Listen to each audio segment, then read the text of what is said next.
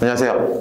자, 오늘은 여러분들 많이들 커뮤니티에서 많이 물어보시는 것들 중에 하나가 금리가 계속 바뀌고 있고 어디까지 올라갈 거고, 그러면은 어느 지역이 투자 가치가 있는 지역인지, 또 어느 지역은 위험한 지역인지, 이런 것들 자꾸 문의를 하셔가지고 설명드리고 나왔습니다. 자, 먼저 우리가 누구나 할 수 있는 얘기들이 있어요. 지금은 부동산 너무 위험하니까 들어가지 마. 아니면은 지금이 기회야, 들어가. 근데 뭐 근거가 있나요, 그 사람들? 근거 있죠. 어차피 부동산은 우상향 되니까 언젠가는 오를 거야. 없으면 들어가.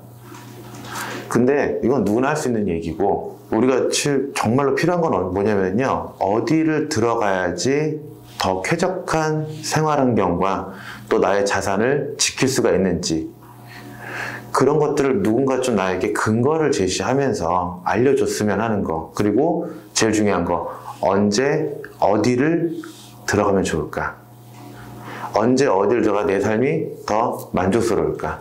자, 뭐 개인적인 차이는 있겠지만 여러분들, 제가 일단은 데이터로 여러분들한테 선택에 도움이 되도록 설명을 드릴게요.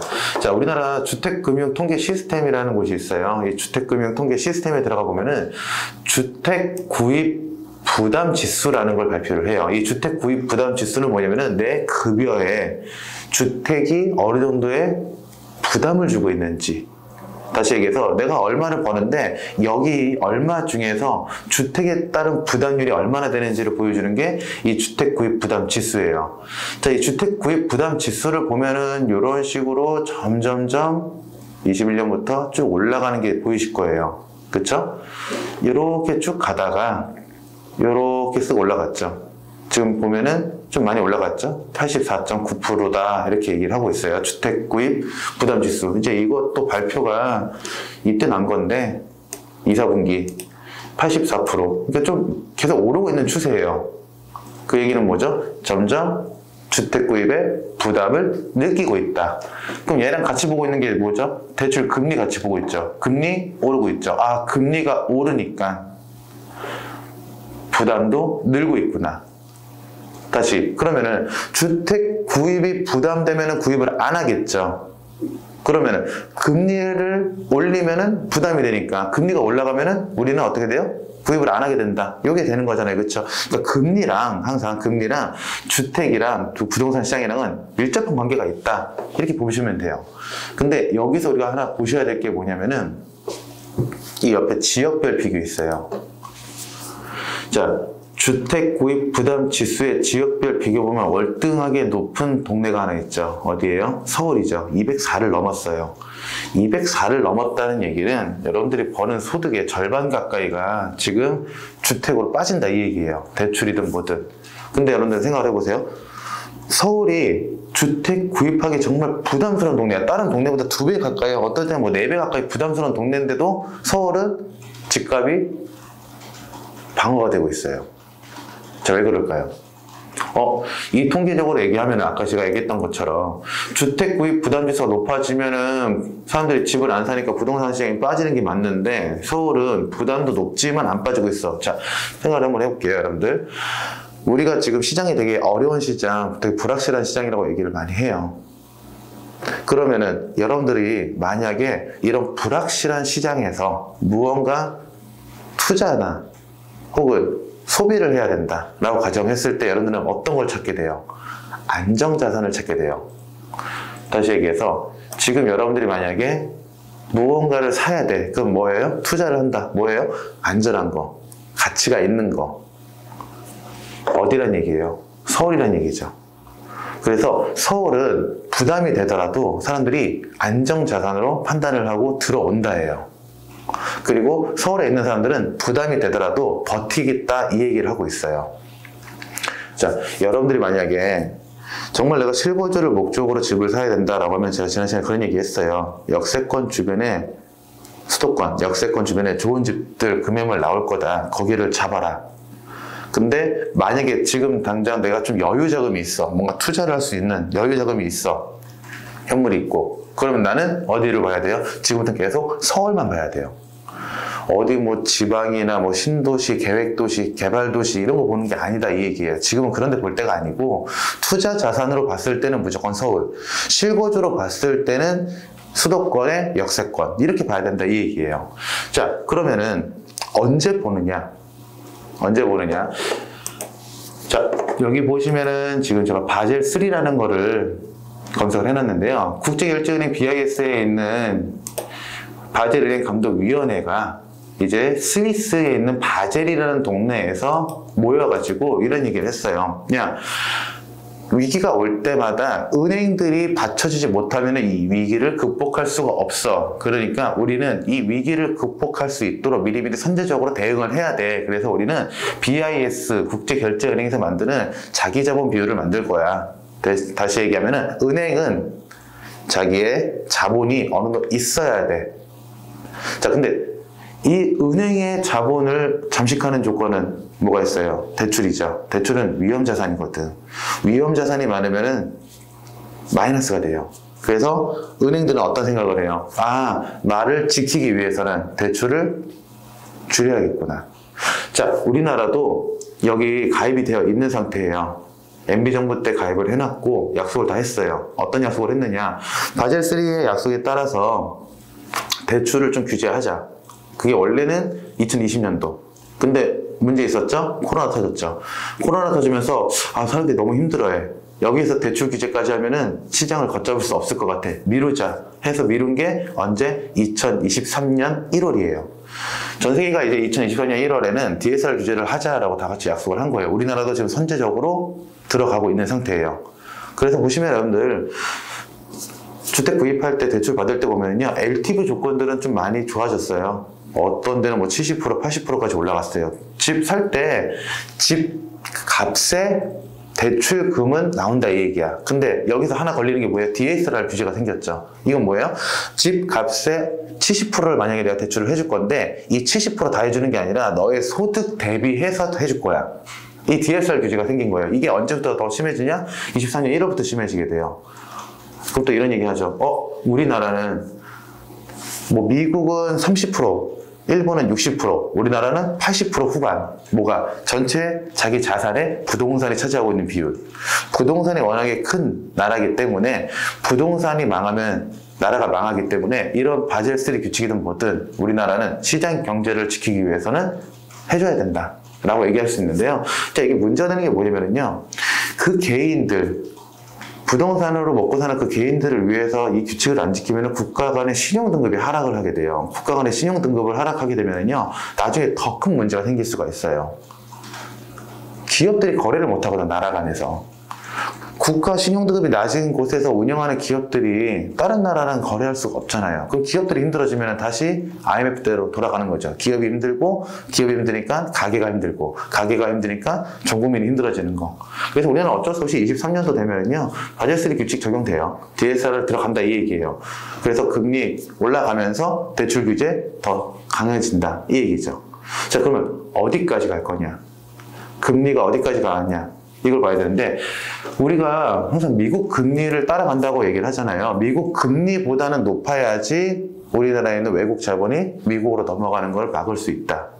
그럼 미국 금리는 올라가면은 우리도 같이 올라가는데 언제까지 미국이 금리를 올리느냐? 그거는 뭘 봐야 돼요? CPI, 미국의 소비자 물가지수를 봐야 돼요. 미국의 소비자 물가지수를 보고, 미국은 이 소비자 물가지수가 너무 높아지면 안 되거든. 낮춰야 되거든. 낮추는 방법이 금리를 올리는 방법이에요.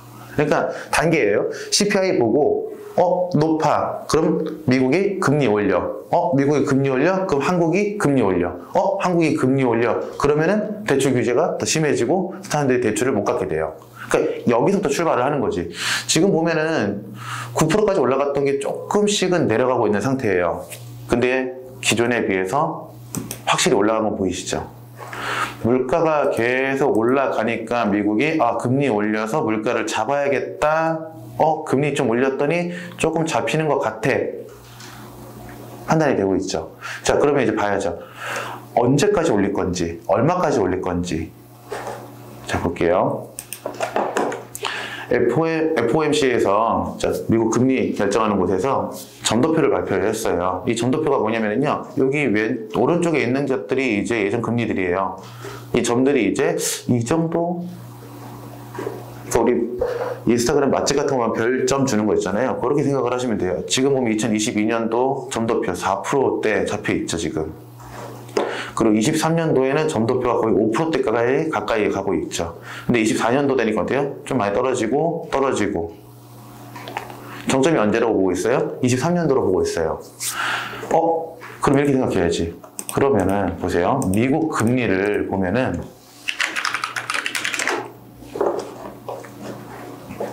쭉 올라갔죠. 근데 이전에도 올라간 적이 있었어. 이런 식으로 쭉 올라갔던 적들이 있죠. 근데 보세요. 18년도 6월에 올라갔다가 언제 떨어졌어요? 2000년도 3월에 떨어졌죠. 2년 걸렸네. 그러니까 금리가 오르긴 올라요. 근데 금리가 오르긴 오르는데 이게 5년, 6년, 7년 가는 게 아니라 2년, 3년 간다 이 얘기야. 미국이 2년, 3년 바짝 올려. 그럼 한국이 그걸 따라가다 보니까 한 4, 5년 걸리는 것 뿐인데 금리는 어차피 내려가게 되어 있거든요. 금리는 내려가요.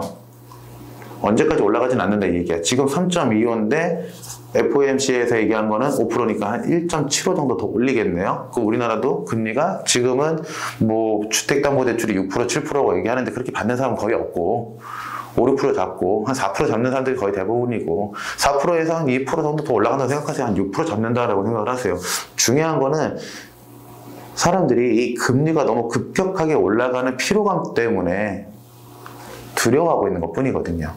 그럼 나는 이렇게 할 거야. 저는 이런 생각을 해요. 만약에 내가 투자 자산이 있어. 그러면 나는 안정자산으로 갈 거야. 안정자산은 어디? 전 서울을 볼 거예요. 지표가 말해주잖아요. 서울은 버티거든. 주택 구입 부담 지수가 높아도 서울의 집값은 방어를 하고 있어요. 미분양이 좀 나기는 했어요. 그쵸? 미분양이 지금 서울도 나고 있긴 한데 그래도 서울은 버티고 있어요. 그리고 오히려 호가도 올해 5월까지 계속 나오고 있는 상태고 만약에 여유 자금이 있다면은 만약에 내가 지금 부동산을 꼭 투자를 해야 된다라고 하면은 저는 다른 동네는 안 본다 이 얘기야. 서울을 볼 거야. 근데 내가 만약에 실거주다라고 하면은 서울은 집값이 높은 상태예요. 방어가 되고 있는 상태고 이런 데 무턱대고 들어갔다가 금리가 올라가면은 부담이 너무 커지게 돼요. 그럼 어디를 보느냐? 전에도 얘기했지만 수도권의 역세권 주변. 지하철 1, 2, 3, 4, 5, 6, 7, 8호선을 쭉 보세요. 쭉 보고 내 직장과 학군에 가까운 역들을 찾고 그 주변에 아파트들을 계속 모니터링을 하시면 된다 이 얘기예요.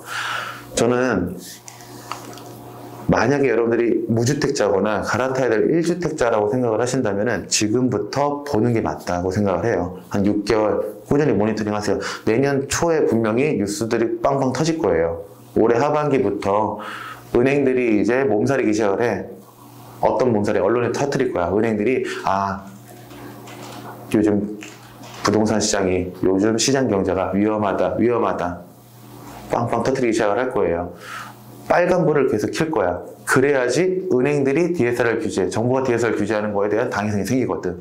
위험하다. 그래서 난 위험을 미리 선점해서 막겠다. 그럼 들어가겠죠? 그럼 2023년 1월에 또 터뜨리겠죠. 그럼 이제 어떻게 사람들이 더 불안한 사람들 던지겠죠. 던지면은 잡아오시라 이 얘기예요. 잡아와서 1년, 2년만 버티세요. 그럼 2년, 3년째부터는 금리가 조금씩 안정화가 될 거예요. 그리고 5년, 6년 지나면은 그때는 여러분들 분명히 투자한 금액보다는 올라갈 거예요. 지금 집 사라고 얘기하는 사람은 정말 나쁜 놈이다, 친구 다니다 나쁜 놈이다, 정말 멍청한 놈이다 라고 얘기하는데 저는 그래요. 아니 언제까지 전세 월세 돌면서 하는 거 저는 별로예요. 전세 월세 사세요라고 얘기하는 사람들은 어떤 사람들이냐면요 안 살아본 사람들이 그런 것 같아. 내가 보기에는 그 쫄리는 마음을 몰라서 그러는 것 같아. 집이 막 두 채, 세 채 있고 부동산 전문가라고 얘기하고 막 부동산 가치가 많고 자산이 많은 사람들이니까 이런 얘기해요. 올라가네. 잠깐 기다려. 살 데 없어? 잠깐 전세 사러.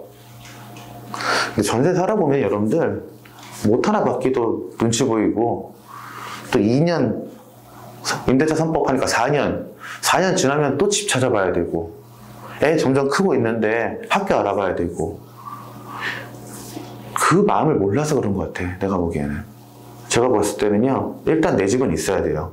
내 집은 갖고 있는 상태에서 이게 정말 가치가 있는 그런 집이 아니라도 내가 정말 살고 싶은, 내가 정말 좋아하는, 마음에 드는 집에서 살면서 남은 돈 혹은 내가 나중에 모아진 자산을 가지고 투기로 간다. 투기는 아니지만 투자로 간다. 투기나 투자는 별로 다를 건 없다고 생각해요, 여러분들. 어차피 돈 벌려고 하는 거잖아, 그쵸? 그럼 안정자산을 간다. 어차피 우리나라는 서울 아니에요? 서울로 가면 되죠. 그래서 지금 진짜 돈 있는 사람들 주변에 있는 말들에 너무 위축되지 마시고요. 계속 모니터링 하세요. 제가 봤을 때 서울 괜찮아요. 그리고 실거주 하실 분들 수도권, 역세권 괜찮아요. 너무 멀어지지 않아도 돼요. 서울에서 분명히 계속 나올 거예요. 언제 타이밍이에요? 내년 초. 내년 초 타이밍 잡고 들어가시면 되고, 그럼 여러분들도 분명히 안정적으로 가져갈 수 있겠죠. 물론 조금 아껴서 살아야죠. 어쩔 수 없잖아요. 그렇죠? 내가 지금 소득을 높일 수 없으면은 아껴 살아야지. 금리는 올라갈 거니까. 근데 금리가 올라가서 아껴 살더라도 여러분들 마음은 편하지 않을까요? 좀 덜 먹으면 되지. 예전에 여러분들 과거에는요 금리 더 높았어요. 그래도 사람들 집 잘 사고 잘 살았어요. 근데 지금 이렇게 자꾸 이슈화 시키는 건 뭐냐면요, 정보가 너무 많아. 사람들이 옛날에 금리 높아졌다라고 한 명이 얘기할 거를 지금 금리 높아졌다고 10명이 얘기를 하는 거야. 맨날 듣는 거야. 그게 너무 피곤한 거야. 그러니까 세뇌가 돼버려. 그냥 시장이 위험하구나, 불안하구나, 뉴스 계속 때리는 거야. 정보가 너무 많아갖고 듣는 얘기가 너무 많아지고, 그 다음에 이게 좀 상승 기간이 좀 가파라요. 완만하게 올라가는 게 아니라 좀 갑자기 올라가니까 부동산 시장은 갑자기 떨어지고, 그러니까 사람들이 불안해하는 거거든요. 근데 불안해하지 마세요, 여러분들. 어차피 크게 차트를 길게 놓고 보면은요, 요렇게 가요, 요렇게. 지금에 이렇게 보이는 건지 나중에 이렇게 보이는 거거든. 어차피 이렇게 갈 거라는 이거지. 금리는 어차피 오르거나 내리거나 할 거고, 부동산은 언젠가 올라갈 거고, 그럼 뭘 걱정을 하는지 아껴 살면 되는 거죠. 그렇죠? 자, 여러분들, 그래서 한번 지금 통계자료 보여드렸으니까 여러분들한테 좋은 판단이 될 수 있도록. 올라가요. 던질 거예요. 근데 서울은 버티네요. 버티는 곳, 괜찮은 곳, 투자할 만한 곳. 나머지는 곧 더 오르겠죠. 오르면은 어디? 수도권 들어갈 수 있는 곳 찾으면 되겠죠. 자, 여러분들 좋은 선택할 수 있도록 오늘은 여기까지. 감사합니다.